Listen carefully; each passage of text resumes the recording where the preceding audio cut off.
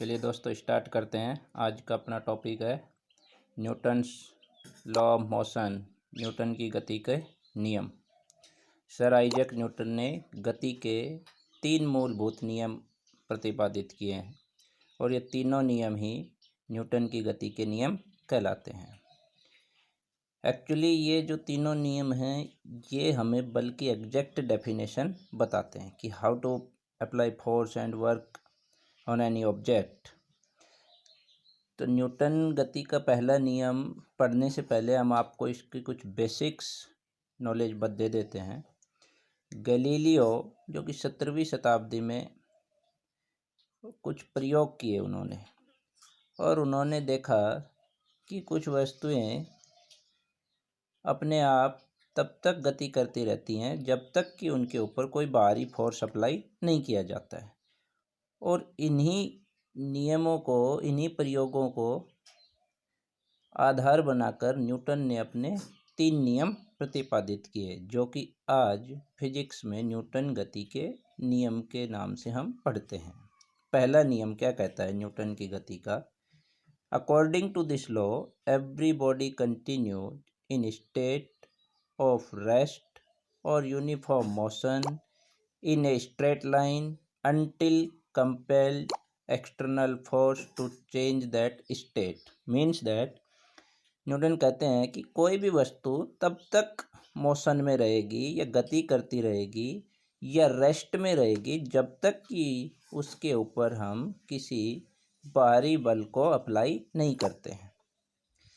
इसके अंदर एक टर्म आता है इनर्शिया, मीन्स जड़त्व। कि क्या है? The inherent property of a body by virtue of which it resists any change in its state, it is called inertia। Meaning जड़त्व वस्तु का वह गुण है जो अपनी स्थिति में परिवर्तन का विरोध करता है। मान लीजिए कोई वस्तु स्थिर अवस्था में है तो वो स्थिर अवस्था में ही रहना चाहती है। कोई वस्तु मोशन की अवस्था में है या गति अवस्था में है तो वो गति अवस्था में रहना चाहती है जब तक हम उसके ऊपर कोई बाहरी बल अप्लाई नहीं करते हैं।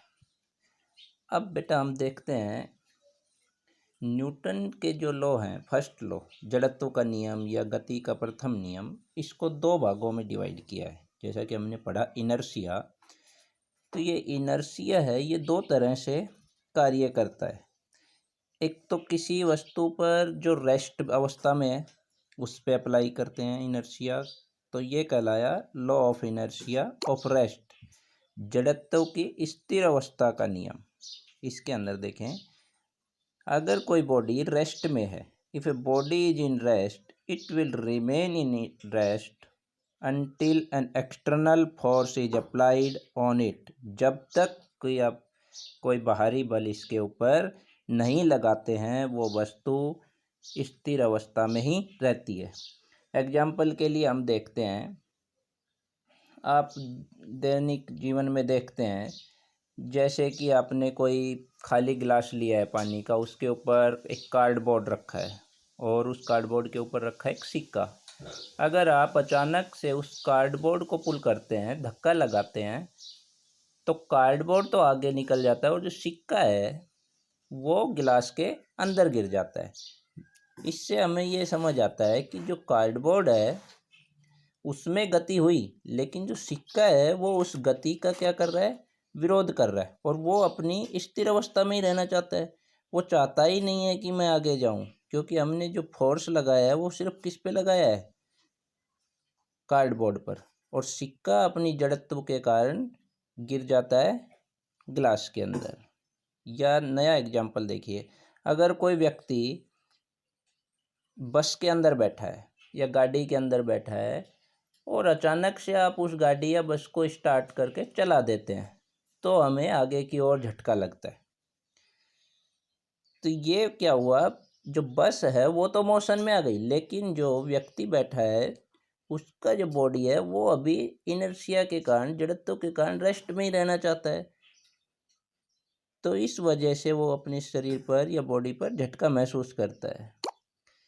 और दूसरा एग्जाम्पल से समझिए, जब आप किसी कंबल को डंडे से पीटते हैं तो डस्ट पार्टिकल्स जो हैं वो रिमूव हो जाते हैं जड़त्व के कारण, गति के कारण, क्योंकि जो कंबल है उसने तो मूवमेंट कर लिया, लेकिन जो धूल के कण हैं, मिट्टी के कण हैं, वो चाहते हैं कि हम रेस्ट में रहें और इस वजह से वो नीचे गिर पड़ते हैं।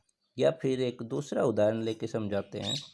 जब आप किसी टहनी को हिलाते हैं तो उसके ऊपर जो फल लगा है वो जड़त्व की स्थिति के कारण, गुण के कारण नीचे गिर जाता है। और भी बहुत सारे एग्जाम्पल आप दैनिक जीवन में देखते हैं।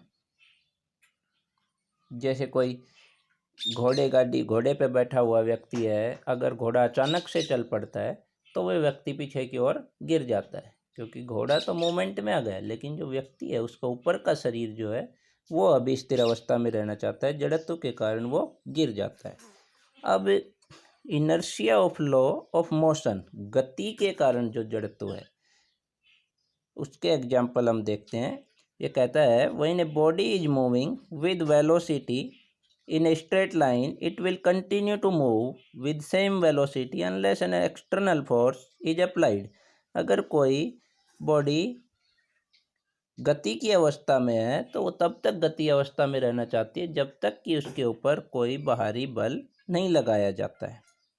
उदाहरण के लिए जब देखते हैं हमने, जैसे कोई एथलीट है, जब वो लंबी कूद के लिए दौड़ता है तो वो बहुत दूर से दौड़ता हुआ आता है, ताकि वो जो जड़त्व है, गति के कारण जो जड़त्व है उसको प्राप्त कर सके, और जैसे ही वो जंप करता है तो वो उसे लंबी दूरी कूदने में मदद करता है। या फिर आप देखते हैं, जैसे आप किसी चलती हुई बस में अचानक ब्रेक लग जाता है तो आपको झटका लगता है, मीनिंग दैट आपका जो शरीर है वो अभी भी गति करते हुए रहना चाहता है, वो अचानक से ब्रेक लगने के कारण आपको झटका लगता है। धन्यवाद। आगे का चैप्टर नए वीडियो में देखेंगे।